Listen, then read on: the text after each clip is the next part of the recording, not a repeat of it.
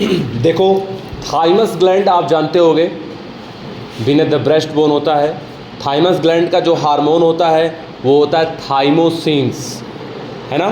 Thymosin hormone होता है और इसका इम्पॉर्टेंट रोल जो होता है बेटा वो इम्यून सिस्टम में टी लिम्फोसाइट के मैच्योरेशन में हेल्प करता है। और बोन मैरो और थाइमस ये दोनों जो होते हैं वो प्राइमरी लिम्फाइड ऑर्गन होते हैं। स्प्लीन क्या होता है, स्प्लीन, पैर्स पैचेस, ये सब लिम्फ नोड, ये सब सेकेंडरी लिम्फॉइड ऑर्गन होते हैं। तो थाइमोसिन हार्मोन जो होता है वो इम्यून सिस्टम में टी लिम्फोसाइट के मैच्योरेशन में हेल्प करता है। थाइमोसिन का लोकेशन आपको पता चल गया, ये upper part of the thorax में होता है, dorsal side of the heart में होता है, सॉफ्ट होता है ना। और जब बच्चा पैदा होता है तो उस कंडीशन में ये जो ग्लैंड होता है बेटा ये प्रोमिनेंट ग्लैंड होता है बर्थ के टाइम में, लेकिन धीरे धीरे ये छोटा होता जाता है, इसीलिए इसको हम लोग टेम्परेरी ग्लैंड भी कहते हैं। थाइमोसिन का सिक्रेशन बुढ़ापे में जाने के बाद धीरे धीरे उम्र के साथ कम हो जाता है, इसीलिए धीरे धीरे इम्यूनिटी क्या हो जाती है, वीक होती जाती है ना, और आदमी सेनेसेंट फेस में बढ़ता रहता है। पेनक्रियाज का जो अल्फा सेल होता है वो ग्लूकागॉन सिक्रेट करता है और बीटा सेल इंसुलिन सिक्रेट करता है, ठीक है। इसके अलावा भी बेटा कहीं कहीं डेल्टा सेल का नाम दिया होगा, तो डेल्टा सेल जो होता है वो सोमैटोस्टैटिन सिक्रेट करता है जो इन दोनों के सिक्रेशन को रोकता है। इन दोनों के, चाहे वो अल्फा सेल हो चाहे बीटा सेल हो, चाहे इंसुलिन हो चाहे ग्लूकागॉन हो, इनके सिक्रेशन को क्या करता है, रोकने का काम करता है। एंटी डाययूरेटिक हार्मोन कहाँ से सिक्रेट होता है, पोस्टीरियर पिट्यूटरी से। कहाँ से, पोस्टीरियर पिट्यूटरी से, है ना। और जो ओ ब्लड ग्रुप होता है वो यूनिवर्सल डोनर होता है, यूनिवर्सल डोनर होता है, किसी को भी दे देगा, क्योंकि उसके खिलाफ कोई भी एंटीजन बनता, कोई भी एंटीबॉडी बनता नहीं है। तो इसके पास, इसके सरफेस पे कोई भी एंटीजन नहीं होता है, इसीलिए इसके खिलाफ कोई भी एंटीबॉडी किसी में नहीं बनती है। ये सारी चीज़ें होती हैं। एरिथ्रोब्लास्टोसिस फिटाइलिस बीमारी जो है बेटा आरएच फैक्टर को लेकर है। जब आरएच निगेटिव मदर में आरएच पॉजिटिव ब्लड मिक्स हो जाता है तो नेक्स्ट प्रेगनेंसी में क्या होता है, वो जो आरएच पॉजिटिव ब्लड है उसके खिलाफ मदर की बॉडी में एंटी आरएच बन जाता है, आरएच एंटीबॉडी बन जाती है। तो डॉक्टर क्या देते हैं मदर को, एंटी आरएच एंटीबॉडी देते हैं, एंटी आरएच एंटीबॉडी देते हैं, है ना। बीमारी का नाम है एरिथ्रोब्लास्टोसिस फिटाइलिस नाम है इसका। इस तरीके से ये होता है। मलेरिया का वेक्टर बेटा फीमेल एनाफिलिस मॉस्किटो है और सबसे खतरनाक मलेरिया होता है मेलिग्नेंट मलेरिया, जो कि बेटा होता है किससे, प्लाज्मोडियम फैल्सीपेरम से होता है, प्लाज्मोडियम फैल्सीपेरम से। ह्यूमन के लिए इन्फेक्टिव स्टेज होती है क्या, गैमिटोसाइट्स, सॉरी स्पोरोजोइट्स, और फीमेल एनाफिलिस मॉस्किटो के लिए इन्फेक्टिव स्टेज होती है क्या, गैमिटोसाइट्स। तो हम लोगों के लिए स्पोरोजोइट और फीमेल एनाफिलिस मॉस्किटो के लिए गैमिटोसाइट्स होता है। कंजेनाइटल बीमारी है, वो बीमारियाँ होती हैं जो बर्थ के साथ साथ होती है ना। और सबसे पहले एंजाइम जो थेरेपी की गई थी, जीन थेरेपी, वो 4 साल की लड़की की गई थी, है ना। ओपॉइड्स बेटा जो होते हैं उनको हीरोइन भी कहते हैं, स्मैक भी कहते हैं, और ये निकाला जाता है पापावर्स सेमनीफेरम से। एडोलसेंस की जो एज होती है वो 12 से 18 साल होती है। ये सारी चीज़ें होती हैं बेटा।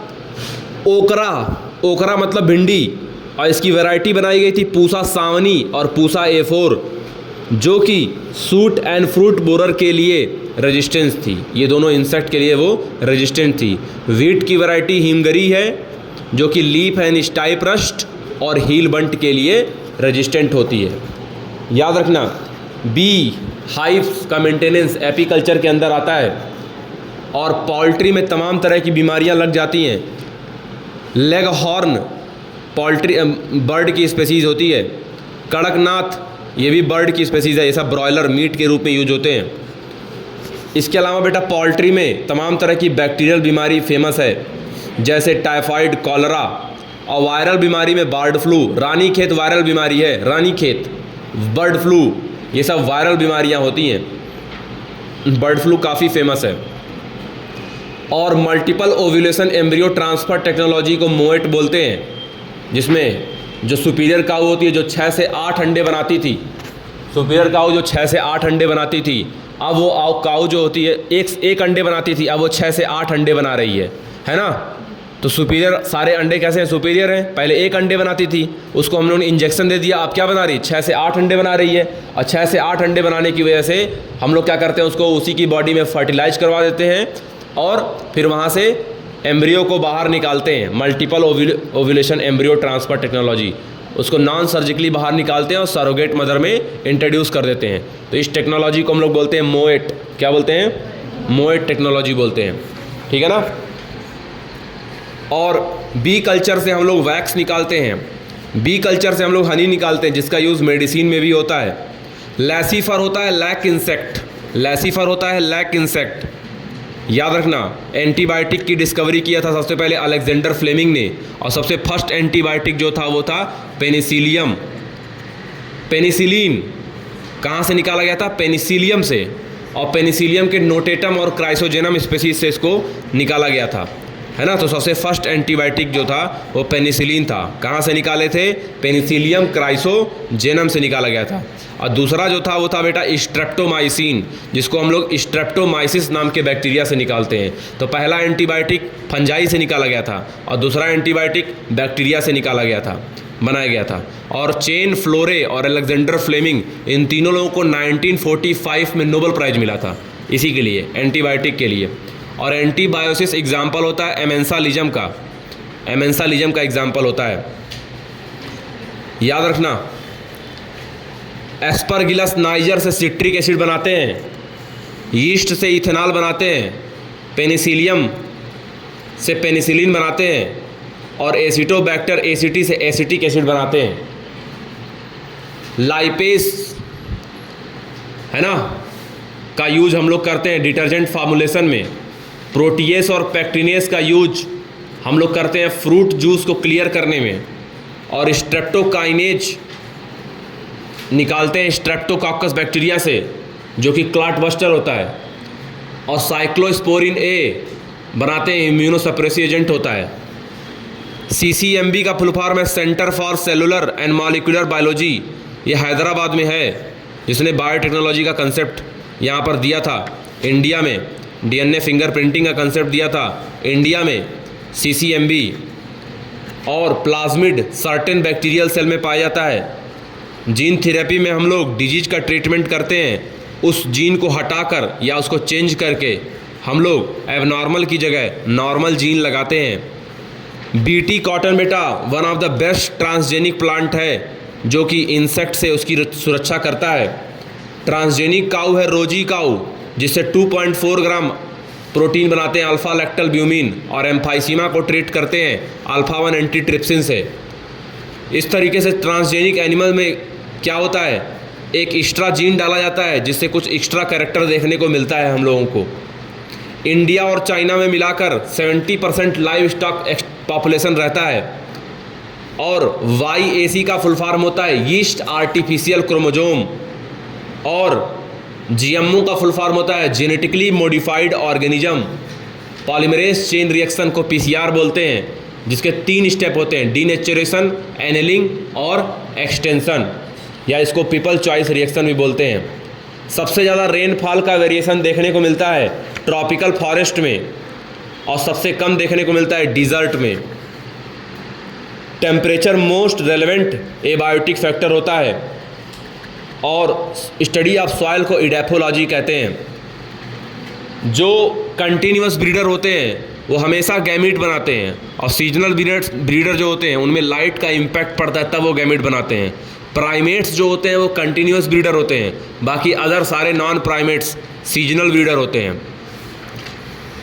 किसी भी पॉपुलेशन की जो ग्रोथ होती है, या तो वो अगर वहाँ पर मौजूद जो रिसोर्सेज हैं वो अनलिमिटेड होंगे तो एक्सपोनेंशियल ग्रोथ होगी।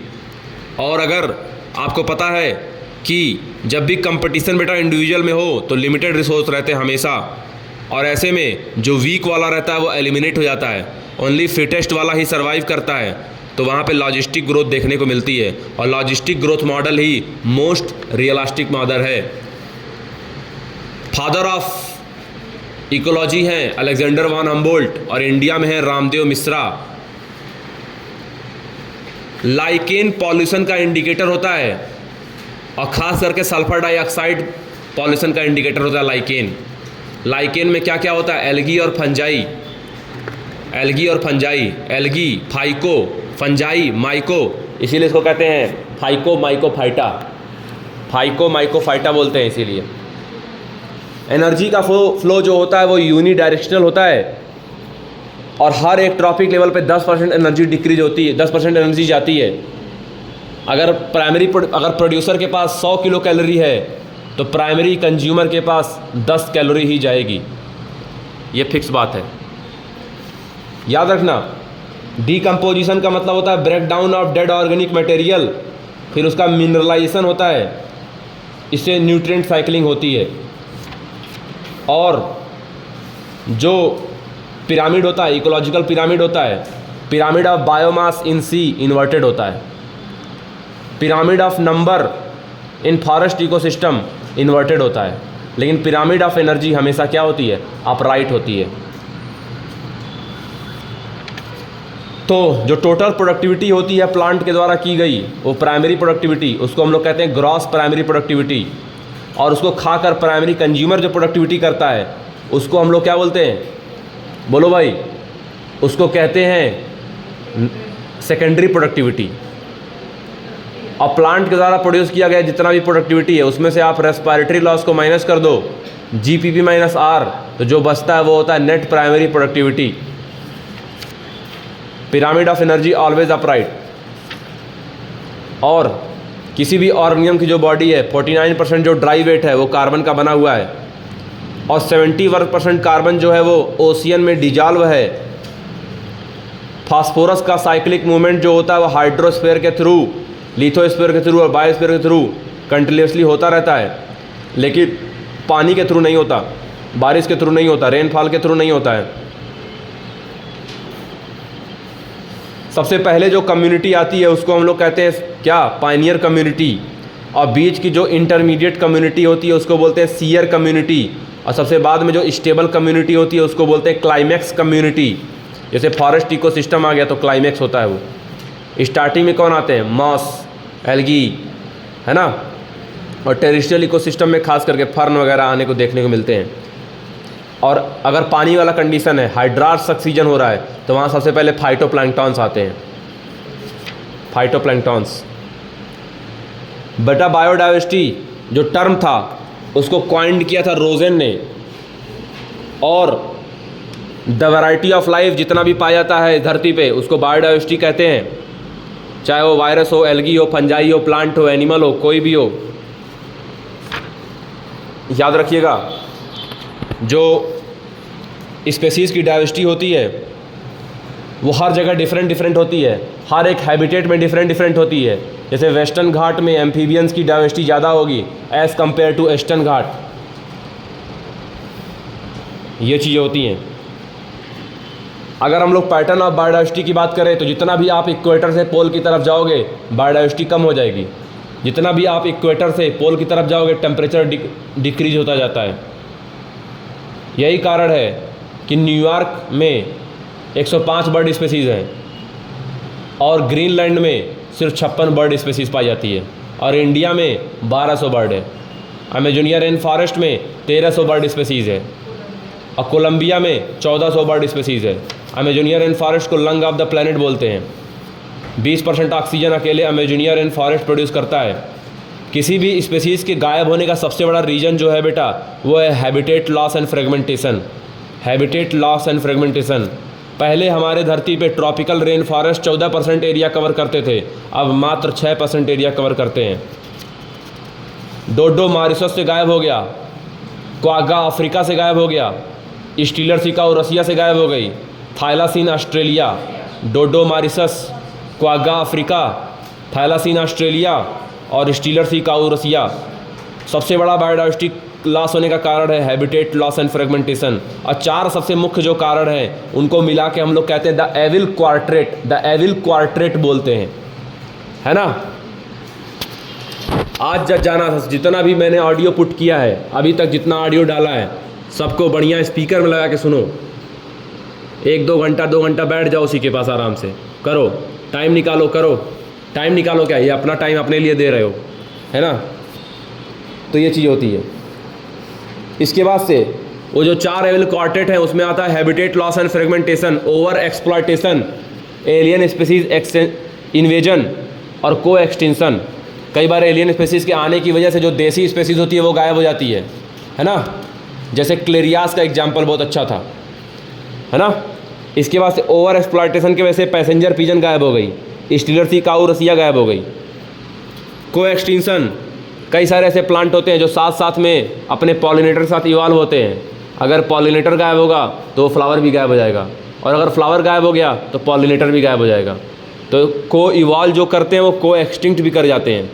मान लो कोई होस्ट है, वो कोई पैरासाइट है, वो किसी होस्ट के ऊपर रह रहा है, तो अगर होस्ट गायब होगा तो पैरासाइट भी गायब हो जाएगा, क्योंकि और कहाँ रहेगा, क्योंकि उसी में रहने के लिए वो इवॉल्व हुआ है ना। जो स्पीसीज इस धरती पे नहीं रह गई है उसको बोलते हैं एक्सटिंक्ट स्पीसीज। जो स्पीसीज इस धरती पे कहीं नहीं रह गई है वो कहलाती है एक्सटिंक्ट। क्या बोलते हैं उसको? एक्सटिंक्ट बोलते हैं। इसीलिए कई बार हम लोग को उसका कंजर्वेशन करने की ज़रूरत पड़ती है। जो जहाँ रह रहा है वहीं उसको कंजर्व कर दो, इन सीटू कंजर्वेशन। उसको बाहर निकाल के कंजर्व करोगे, ex situ conservation. Ex situ conservation में सीड बैंक आ जाता है, बोटेनिकल गार्डन, जूलॉजिकल पार्क, ये सब हम लोग खुद बनाते हैं जो ऑलरेडी नेचुरल है। जैसे वाइल्ड लाइफ सेंचुरी नेचुरल होती है, बायोडाइवर्सिटी हॉटस्पॉट नेचुरल होते हैं, नेशनल पार्क नेचुरल होते हैं, वो वहीं उसको कंजर्व कर दिया गया है तमाम तरह के जोन बना के। तो ये सब सारे इन सिटू यानी कि ऑन साइट कंजर्वेशन के एग्जाम्पल होते हैं। पहले 25 और अब 9 34 बायोडाइवर्सिटी हॉटस्पॉट दुनिया में हैं, जिसमें से 3 इंडिया में हैं। 3 आर इन इंडिया। कौन कौन सा? वेस्टर्न घाट, इंडो बर्मा, है ना, और ये कौन सा? ईस्टर्न हिमालय। ये 3 यहाँ पर इंडिया में है। बायोडाइवर्सिटी एक्ट 2002 में, एयर पॉल्यूशन एक्ट 1981 में, अमेंडमेंट हुआ था 1987 में, वाटर पॉल्यूशन एक्ट 1974, चिपको मूवमेंट 1974, और सबसे बड़ा पॉल्यूटेंट होता है कार्बन मोनोऑक्साइड, पॉइजनस गैस होता है। जब फ्यूल प्रॉपरली जलता नहीं तो ये निकलता है। दिल्ली में व्हीकल पॉपुलेशन को कंट्रोल करने के लिए 1990 में दिल्ली का 41 रैंक था पूरे दुनिया में, और बाद में कसम खाया गया कि 2002 तक सारी बसों को सीएनजी में कन्वर्ट कर दिया जाएगा, और कर दिया गया। लेकिन पॉल्यूशन का लेवल फिर भी आज के टाइम में कम नहीं है। कभी कभी दिल्ली फर्स्ट रैंक पे रहता है पूरी दुनिया में। इंजन को भी इम्प्रूव करने के लिए भारत स्टेज लाया गया। इंजन को भी इम्प्रूव करने के लिए नॉर्म्स बनाए गए। फोर व्हीलर के लिए भारत स्टेज, इस तरीके से भारत स्टेज 4, भारत स्टेज 2, 3, इस तरीके से नियम बनाए गए। नेचुरल एजिंग ऑफ लेज को हम लोग यूट्रोफिकेशन कहते हैं, और हमारी वजह से जो सारे केमिकल्स होते हैं जब इन्वायरमेंट में ऐड होते हैं तो उसको हम लोग एक्सेलरेटेड यूट्रोफिकेशन कहते हैं, जो कि उससे 100 से 1000 गुना फास्ट होता है। जैसे DDT डाल दिया तो बायोमैग्निफिकेशन हो जाएगा, मरकरी की वजह से बायोमैग्निफिकेशन हो जाएगा। बायोमैग्निफिकेशन का मतलब क्या होता है? The level of toxicity increases from lower trophic level to higher trophic level. Accumulation होता रहता है लगातार, लोअर ट्रॉफिक लेवल से हायर ट्रॉफिक लेवल से एक्यूमुलेशन, कंसंट्रेशन बढ़ता जाएगा, क्योंकि जो हैवी मेटल्स होते हैं वो मेटाबोलाइज नहीं होते बॉडी के अंदर, तो उनका कंसंट्रेशन ट्रॉफिक लेवल पे बढ़ता जाएगा। जो जितने ज़्यादा हाई ट्रॉफिक लेवल पे होगा उसके पास उतना ज़्यादा हाई कंसंट्रेशन में हैवी मेटल्स पाए जाएंगे। हमारे धरती पे ग्रीन हाउस गैसेस हैं जो कि हमारे धरती को गर्म करने का काम करते हैं। अगर ना रहे तो हमारे धरती का टेम्परेचर -18 डिग्री सेल्सियस हो जाएगा एवरेज, जो कि फ़िलहाल 15 डिग्री है, जिसमें मुख्यतः कार्बन डाइऑक्साइड 60%, मीथेन 20%, क्लोरोफ्लोरोकार्बन 14% और N2O 6%। N2O 6%, carbon dioxide 60%, methane 20%, chlorofluorocarbon 14%। ये 4 गैसेस मुख्यतः यहाँ पर पाई जाती हैं। ओजोन का फार्मूला है O3 O2 plus molecular O3 plus O atomic oxygen, है ना। और यूवी रेस की वजह से ये टूट जाती है, और यूवी रेस की वजह से बनती भी है, क्लोराइड आयन की वजह से टूट जाती है। तो यूवी रे इंपॉर्टेंट है ऊपर, लेकिन धरती पे नहीं आना चाहिए, खास करके UVB रेडिएशन। और धरती से क्लोराइड आयन भी ऊपर नहीं जाना चाहिए, क्योंकि ये बिहेव करता है एज ए कैटलिस्ट, बार बार ओजोन को तोड़ता रहता है। ओजोन को ब्रेक कर देगा, मॉलिक्यूलर ऑक्सीजन में ब्रेक कर देगा। जॉइंट फॉरेस्ट मैनेजमेंट बेटा 1980s में आया था। इसका मतलब ये था कि जो कम्युनिटी जहाँ जंगलों में रह रही है उसी को जिम्मेदारी दे दिया जाए वहाँ के जंगलों को सेफ रखने का, कि तुम भैया तुम यहाँ से फल लो, तुम फ्रूट लो, तुम लकड़ी लो, लेकिन तुम सेफ रखो इसको। जॉइंटली सरकार और वहाँ के ट्राइबल कम्युनिटी के बीच में ये करार किया गया, जॉइंट फॉरेस्ट मैनेजमेंट। और उसके बाद से बेटा नेशनल फॉरेस्ट पॉलिसी बनाई गई कि भैया आपको 33% एरिया फॉरेस्ट कवर करना होगा, और एक टोल फ्री नंबर भी दे दिया गया जिस पे आप कॉल करें, हेलो फॉरेस्ट करके, 1926 में दिया गया था। ये अपने अपने स्टेट बोर्ड का अलग अलग यहाँ पर डेटा रहता है। झूम कल्टीवेशन में ज़्यादातर northern India, north eastern area के लोग देखते हैं जंगलों को काटते हैं, वहाँ अपने मन के फसल उगाते हैं, अपने पशुओं को खिलाते हैं, फिर उसको जला के आगे बढ़ जाते हैं, फिर दूसरा जंगल काटते हैं। अब ये रिपीट हो रहा है बार बार, इसीलिए डिफॉरेस्टेशन का मामला बढ़ता दिख रहा है। तो जूलॉजिकल पार्क बेटा आ जाएंगे एक्स सिटू कंजर्वेशन में। सेक्रेड ग्रुप्स नेचुरल होते हैं। क्रायो प्रिजर्वेशन में -196 डिग्री सेल्सियस टेम्परेचर होता है। लिक्विड नाइट्रोजन यूज़ करते हैं। ऐसा स्पेसीज जिसको आप हटा ही नहीं सकते वो इन्वेसिव कहलाता है। जो दो स्पेसीज एक साथ रहते हैं, कोइवोल्यूशन, एक साथ गायब होंगे, को एक्सटिंक्शन। स्पेसीज एरिया रिलेशनशिप दिया था अलेक्जेंडर वान हम्बोल्ट ने। सबसे फर्स्ट रिकम्बिनेंट डीएनए बनाया गया था नेटिव प्लाज्मिड ऑफ साल्मोनेला टाइफीम्यूरियम से। और रिस्ट्रिक्शन एंजाइम बैक्टीरियोफेज की ग्रोथ को एस्चेरिचिया कोलाई में रिस्ट्रिक्ट करते हैं, that's why the name restriction. Electrostatic precipitator industries को अलाउ किया गया कि पॉल्यूशन कम से कम हो, और स्क्रबर से सल्फर डाइऑक्साइड रिमूव करते हैं। CPCB पॉल्यूशन को कंट्रोल करती है, सेंट्रल पॉल्यूशन कंट्रोल बोर्ड। इसने बोला 2.4 PM का जो पार्टिकुलेट मैटर होता है वो डायरेक्टली लंग के अंदर चला जाता है, इसको इलेक्ट्रोस्टैटिक प्रेसिपिटेटर भी रिमूव नहीं कर सकता। एयर पॉल्यूशन का सबसे बड़ा कारण है ऑटोमोबाइल इंडस्ट्री, सबसे बड़ा रीजन है ऑटोमोबाइल इंडस्ट्री। आ रही बात समझ में? बोलो। तो ये सब कुछ कहीं से भी किसी भी तरह का क्वेश्चन आ सकता है। जितनी बात मैंने बोली इससे बाहर कुछ नहीं आना है, जितना भी पिछले 4-5 लेक्चर्स में बोला इससे बाहर कुछ नहीं आना है, इससे बाहर कोई पेपर नहीं बनने वाला। Joint forest management, national forest policy, polymerase chain reaction, microsporogenesis, megasporogenesis, pollen grain, embryo sac, life span, asexual reproduction के types, cutting, grafting, fragmentation, budding, plasmid,